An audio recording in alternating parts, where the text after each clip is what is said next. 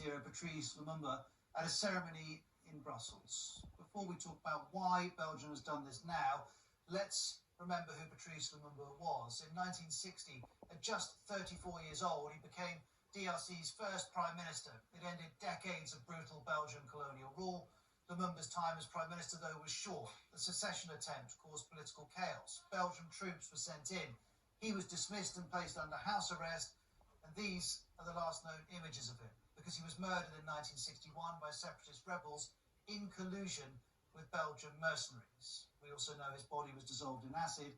The gold tooth, which you can see here, was taken by a member of the Belgian police.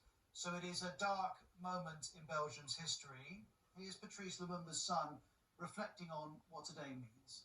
C'est la fin d'une époque et le commencement d'une autre. It is the end of an era and the start of a new one. The past was a time of exploitation, of fighting, but we hope this has come to an end and we can start a new era of harmony and development and cooperation between equals and responsible exchanges. We've also heard this from a Congolese lecturer who believes the Belgians could have done a better job of this handbag. Yes, I agree it was a missed opportunity. I would prefer, as many Congolese will do, to see the king travel with the remains of the Patrice Lumunba and restitute it back to the Congolese nation. But he didn't do that. It's a mistake in my opinion. It's a missed opportunity. As for why the tooth has been returned now, well, that may relate to the Belgian King Philippe's recent visit to DRC. While there, he said the Belgian regime was one of an unequal relationship, in itself unjustifiable, and that it led to abuse and humiliation. He stopped short, though, of an apology. This is Professor Crossi Mavakala, who has more on the significance of today's event.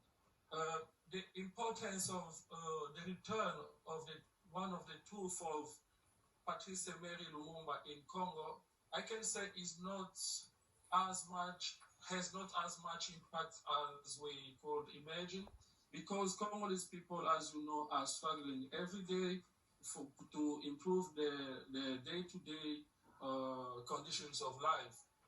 But what is important and what could have an impact of the return of the tooth of Patrice Lumunba is about the people from the Sankuru, the Ketera people, the place of birth of the Prime Minister Patrice Lumunba. There is a symbolism. So the impact could have two dimensions. The first one is spiritual. You know, as an African, we have like two kind of burials. So when a baby has been given birth, there is the first burial, someone that we can call like a burial. This is the umbilical cord that will be buried in the place of birth of the individual.